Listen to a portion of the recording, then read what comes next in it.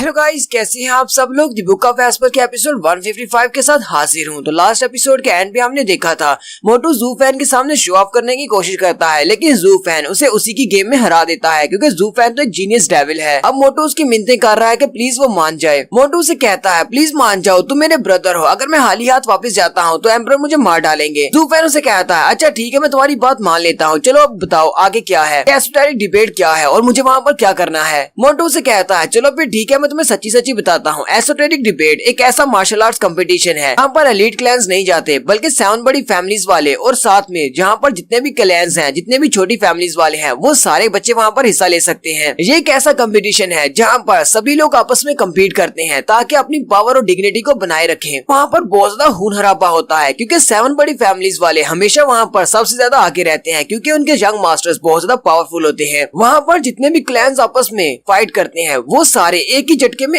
Top position में जा सकते हैं और एक ही झटके में वो तबाह भी हो सकते हैं। हो सकता है कि एक 3rd क्लास की फैमिली कंपटीशन को जीतकर 1st क्लास की फैमिली बन जाए या फिर 7 बड़ी फैमिलीज के बराबर आ जाए, लेकिन हो सकता है कि 7 बड़ी फैमिलीज में से कोई एक फैमिली 3rd क्लास की फैमिली से भी इसकी बुरी हालत हो जाए। अगर तुम इस कंपटीशन में हिस्सा लेना चाहते हो तो फिर तुम्हें बहुत ज्यादा विजिलेंट रहना पड़ेगा। जू फैन कहता है अब तुम्हारी इस बात का क्या मतलब है, हमें ऐसा क्यों करना पड़ेगा। मोटू से कहता है चलो तुम्हारे इस बात को समझाने के लिए मैं तुम्हें कुछ साल पहले ले चलता हूँ, कुछ साल नहीं बल्कि कुछ 100 साल पहले ले जाता हूँ, जब हमारा टिंजू एम्पायर बना था और 7 बड़ी फैमिलीज की बुनियाद रखी गई थी। ये 7 बड़ी फैमिलीज हमेशा आपस में लड़ती रहती थी। उस वक्त इन 7 बड़ी फैमिलीज में एक ओपन वॉर चल रही थी, वो सारे लोग बाहर आकर एक दूसरे को मार डालते थे। लेकिन आजकल ऐसा नहीं होता, ये सारे लोग एक दूसरे के साथ सामने से फ्रंट में फाइट नहीं करते और कोई भी एक दूसरे से हार मानने को तैयार नहीं था। इन सभी के दरमियान में इस फाइट को खत्म करने के लिए टिंजू एम्पायर के उस वक्त जो एम्परर थे उन्होंने एक बहुत ही अच्छा फैसला किया। एम्परर ने इन 7 बड़ी फैमिलीज वालों को वहाँ पर बुलवाया और एक एग्रीमेंट साइन किया। इस एग्रीमेंट के मुताबिक 100 साल में एक बार एसोटेरिक डिबेट होगी, यानी कि एक मार्शल आर्ट्स का कंपटीशन होगा जिसमें हर बड़ी फैमिली के 30 साल से कम उम्र यंग मास्टर हिस्सा ले सकते हैं। इस कंपटीशन को जो भी जीतेगा वो 7 बड़ी फैमिलीज का हेड बनेगा। इस तरह इनकी जो भी रैंकिंग होगी वो उसी रैंकिंग के मुताबिक हाउस को रैंकिंग दे सकेंगे। और इसके अलावा इस कंपटीशन में इनके जो भी यंग मास्टर हिस्सा लेंगे उन्हीं की पावर कल को फ्यूचर में उनके अपने क्लैन को रिप्रेजेंट करेगी, ये अपने क्लैन के लीडर्स बनेंगे। एम्परर के इस एग्रीमेंट के बाद 7 बड़ी फैमिलीज के दरमियान में वार खत्म हो गई क्योंकि वो लोग एसोटेरिक डिबेट में हिस्सा लेते और उसी के बाद उनकी रैंकिंग होती। लीजेंड स्टेट वाले हमेशा से इनके टॉप पर थे। ये डिबेट क्योंकि हर 100 साल में एक बार होती है और हर 100 साल के बाद बहुत सारे ऐसे क्लैंस हैं 7 बड़ी फैमिलीज के अलावा भी जो कि इस डिबेट में हिस्सा लेना स्टार्ट कर देते हैं क्योंकि उन्हें भी लगता है कि इस डिबेट में हिस्सा लेने से उन्हें भी काफी कुछ मिल सकता है। लेकिन बाकी के जितने भी क्लैंस 7 बड़ी फैमिलीज के अलावा इस कंपटीशन में हिस्सा लेते हैं उन सभी को 7 बड़ी फैमिलीज वाले या फिर इंपीरियल फैमिली वाले खुद चूज करते हैं। लेकिन इस बात से कोई फर्क नहीं पड़ता चाहे हजारों की तादाद में छोटी फैमिलीज वाले भी इस डिबेट में हिस्सा ले लेकिन फिर भी 7 बड़ी फैमिलीज वालों से वो आगे नहीं निकल सकते। सिर्फ 7 बड़ी फैमिलीज वाले ही टॉप पोजीशंस पर पहुंच सकते हैं, जबकि बाकी के जितने भी छोटे क्लैंस हैं वो सारे सिर्फ इसीलिए फाइट करते हैं वो अपने फाइटिंग स्किल्स दिखाकर 7 बड़ी फैमिलीज के लिए अप रैंक की फैमिली बन सके।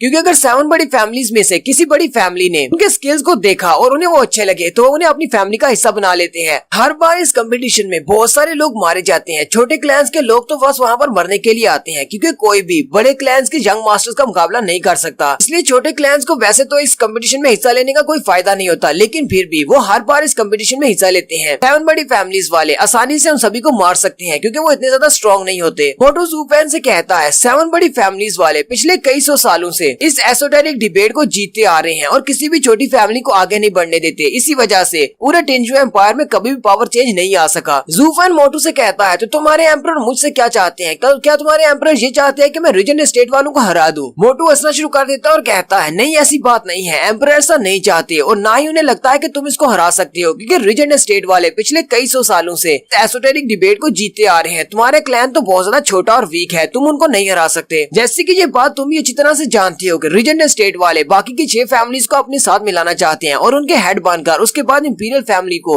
हटाकर खुद एम्परर बनना चाहते हैं। इस वजह से वो बहुत ज्यादा एरोगेंट हो गए हैं। ऊपर से वो हर बार कंपटीशन में जीते हैं। एम्परर जी चाहते हैं कि तुम इस कंपटीशन में हिस्सा लेने के बाद उनकी डिग्निटी को थोड़ी ठेस पहुंचा दो, की वजह से उनकी बहुत ज्यादा बेइज्जती होगी। एम्परर को इस बात से फर्क नहीं पड़ता कि बाकी की 6 फैमिलीज में से चाहे कोई भी फैमिली वाला जीत कर बाकी की फैमिलीज का हेड बन जाए, इस बात से कोई फर्क नहीं पड़ता। लेकिन रीजन स्टेट वालों को इस बार हेड नहीं बनने देना। बार इस के कंपटीशन में तुम्हें ये काम करना है कि उनकी बहुत ज्यादा इंसल्ट करनी है, इससे उन्हें बहुत बड़ा झटका लगेगा। जू फैन कहता है तुम चाहते हो कि मैं उन सबको हैरास करने के लिए इस कंपटीशन में हिस्सा लूं, मैं ऐसा नहीं करूंगा, मेरी भी अपनी कोई इज्जत है। मोटू से कहता है हाँ मुझे पता है कि तुम बहुत ज्यादा ग्रेट हो और तुम्हारी अपनी बहुत ज्यादा इज्जत है। इस साथ ही मोटू से कहता है तुम इस बात को समझ नहीं रहे हो, तुम्हारे अलावा ये काम कोई भी नहीं कर सकता। और साथ ही वो अपने पास से एक स्क्रोल निकालता और कहता है जरा इस स्क्रोल के ऊपर देखो, लास्ट टाइम जो एसोटेरिक डिबेट हुई थी में उन सारे चैंपियंस के नाम है जो कि 7 बड़ी फैमिली से इसमें हिस्सा ले रहे थे। वो स्क्रोल को खोलने के बाद जू फैन से कहता है यहाँ पर जरा देखो, 7 बड़ी फैमिलीज में से 7वें नंबर पर जो बंदा आया था वो हेजू टावर से एक लड़की थी, उसको तुम अच्छी तरह से जानते हो, उसका नाम दी आयरन लेडी चू बाईजून है। हालांकि चू बाईजून बहुत ज्यादा पावरफुल है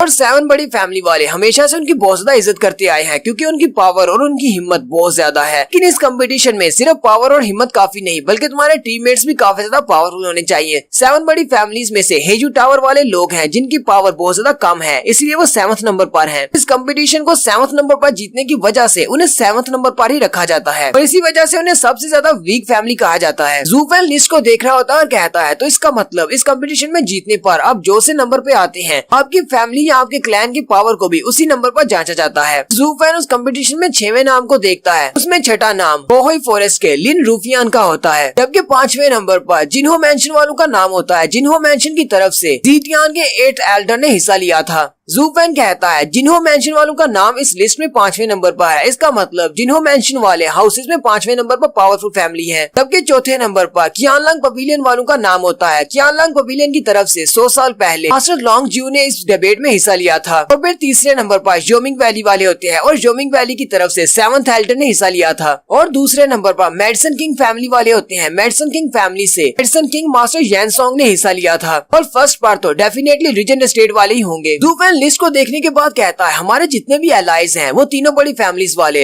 वो सारे बहुत ज्यादा वीक हैं, जबकि बाकी के सारे जो कि टॉप रैंकिंग्स में हैं वो सारे रीजन स्टेट्स के कुत्ते हैं। जू फैन कहता है हमारे जितने भी एलाइज हैं वो ना सिर्फ रीजन स्टेट वालों से कमजोर हैं बल्कि वो रीजन स्टेट वालों से बहुत ज्यादा कमजोर हैं। मोटू जू फैन से कहता है ब्रदर तुम्हें इस लिस्ट को देखकर घबराने की जरूरत नहीं है क्योंकि इस लिस्ट में जो कुछ भी लिखा हुआ है वो सब कुछ बदल चुका है, हमें तो इसके लिए तुम्हारा शुक्रिया अदा करना चाहिए। जू फैन मोटू से कहता है तुम्हारे कहने का मतलब क्या है? मोटू से कहता है लास्ट टाइम के एसोटेरिक डिबेट की लिस्ट तुम्हें इसलिए अमेजिंग लग रही है क्योंकि इसमें काफी ज्यादा अमेजिंग लोगों ने हिस्सा लिया था, लेकिन इस बार हालात बहुत ज्यादा बदल चुके हैं क्योंकि इस बार की कंपटीशन में जोमिंग वैली की तरफ से 5th एल्डर हिस्सा लेने वाले थे, लेकिन उनके एक बाजू को तुमने पहले से ही काट दिया है इसलिए वो बहुत ज्यादा वीक हो चुका है। और साथ ही तुमने उनके 7th एल्डर को भी मार दिया है जो कि एक जीनियस था और हर किस्म के प्लान बना सकता था। इसका मतलब तो यही है कि जोमिंग वैली वाले अब कियानलांग पवेलियन से नहीं जीत पाएंगे। रही बात मेडिसन किंग फैमिली वालों की, तो मेडिसन किंग फैमिली की जो 7th एल्डर थे यानी कि उनके मेडिसन किंग मास्टर यैनसोंग वो भी तुम्हारे हाथों से मारे गए हैं। उनके मरने के बाद मेडिसन किंग फैमिली वालों के पास कोई भी ऐसा पावरफुल नहीं बचा क्योंकि वो सारे लोग बाकी बड़ी फैमिलीज वाले उसके 7 कलर वाले पॉइजन से बहुत ज्यादा डरते थे। और मुझे नहीं लगता कि मेडिसन किंग फैमिली वाले मास्टर यैनसोंग के बिना कोहोई फॉरेस्ट वालों से भी जीत पाएंगे। जू फैन भी उसकी बात सुनने के बाद सोच रहा होता है इसने बिल्कुल ठीक कहा है। जोमिंग वैली वाले और मेडिसन किंग फैमिली वाले दोनों ही काफी ज्यादा बड़ा नुकसान झेल रहे हैं और वो दोनों बहुत ज्यादा वीक हो चुके हैं क्योंकि उनके काफी सारे एल्डर्स को मैंने मार दिया है। लास्ट टाइम जब एसोटेरिक डिबेट हुई थी उसी में इनको बहुत बड़े बड़े नाम मिले थे जैसे की जोमिंग वैली के 7th एल्डर कंपटीशन में हिस्सा लेने की वजह से उन्हें जीनियस एल्डर कहा गया था और उन्हें टिंजू एम्पायर का तीसरा बड़ा जीनियस घोषित किया गया था। और इसके अलावा मास्टर मेडिसन किंग यैनसोंग को मेडिसन किंग का खिताब भी इसी कंपटीशन को जीतने पर मिला था। और साथ कियानलांग पवेलियन के मास्टर ज्यू को पर्पल लाइटनिंग आई की वजह से उन्हें पर्पल लाइटनिंग आई गॉड का नाम दिया गया। जू फैन सोच रहा होता है मुझे लगता है कि मैंने 7th एल्डर को मारकर बहुत ही अच्छा काम किया है, ये मेरे लिए बहुत ज्यादा फायदेमंद साबित होने वाला है। और रही बात मास्टर यैनसोंग की, तो मास्टर यैनसोंग तो पहले से ही मेरे पास है, मास्टर यैनसोंग को भी कंपटीशन में यूज कर सकता हूँ। मोटू जू फैन से कहता है अब जबकि मैंने तुम्हें सारी कहानी बता दी है कि इस कंपटीशन में क्या होता है, तो अब मैं तुम्हें दिखाता हूँ कि इस बार के कंपटीशन में हिस्सा कौन लेने वाला है। अपने पास एक और स्क्रॉल निकालता है और कहता है तुम्हें एक क्लोजर लुक देना होगा इन सभी को क्योंकि 7 बड़ी फैमिली से हर फैमिली से एक यंग मास्टर इस कंपटीशन में हिस्सा लेने वाला है। इन सभी को 6 ड्रैगन एंड 1 फिनिक्स कहा जाता है और ये सारे बहुत ज्यादा पावरफुल है। जू फैन कहता है मैंने 6 ड्रैगन एंड 1 फिनिक्स ये नाम हेजू टावर में पहले एक बार सुना है, लेकिन मैंने पहले मैंने इसके बारे में जरा भी नहीं सोचा। ज़ू फैन उस स्क्रॉल को खोलता और कहता है, लगता है कि इस सेंचुरी के ये सारे वो महान बच्चे हैं जो कि इस कंपटीशन में हिस्सा लेने वाले हैं और ये काफी ज्यादा पावरफुल होने वाले हैं कि यही फ्यूचर में अपनी फैमिली को रिप्रेजेंट करेंगे। मोटू ज़ू फैन से कहता है, हम इन्हें 6 ड्रैगन एंड 1 फीनिक्स इसलिए कहते हैं क्योंकि हजारों साल से इसी तरह चलता आ रहा है। हर 100 साल बाद इस तरह के यंग मास्टर्स को निकाला जाता है क्योंकि फ्यूचर में अपनी फैमिली को रिप्रेजेंट करते हैं। डिंजो एम्पायर में बाकी के जितने भी क्लैंस हैं वो सारे चाहे कितना ही पावरफुल डिसाइपल्स को प्रोवाइड क्यों ना करें, उनके यंग मास्टर 7 बड़ी फैमिलीज के यंग मास्टर यानी कि 6 ड्रैगन्स और 1 फीनिक्स के सामने बिल्कुल नहीं टिक पाते। मैं सादा अल्फाज में कहूँ तो 7 बड़ी फैमिलीज में से जो भी यंग मास्टर इस कंपटीशन में हिस्सा लेते हैं वो अपने प्रेडिसेसर से बहुत ज्यादा पावरफुल होते हैं, यानी कि उनकी पावर्स अपने फादर्स और फोर फादर्स से बहुत ज्यादा होती है। और हर बार जब ये इस कंपटीशन को जीतते हैं तो इनकी पावर इंपीरियल फैमिली से बढ़ती जाती है। इसीलिए हमारे इंपीरियल फादर ने फैसला किया है कि इस बार रीजन स्टेट की पावर को थोड़ा सा कट किया जाए, क्योंकि अगर इस बार रीजन स्टेट वालों को रोका नहीं गया तो वो बहुत ज्यादा पावरफुल हो जाएंगे और कल को इंपीरियल फैमिली के लिए एक बहुत बड़ा खतरा बन जाएंगे। और यहीं पर हमारी एपिसोड 155 का एंड होता है। एक्सप्लेनेशन अच्छी लगी हो तो कमेंट करके जरूर बताइएगा। चैनल को सब्सक्राइब कर दे, वीडियो को लाइक और शेयर कर दे। शुक्रिया।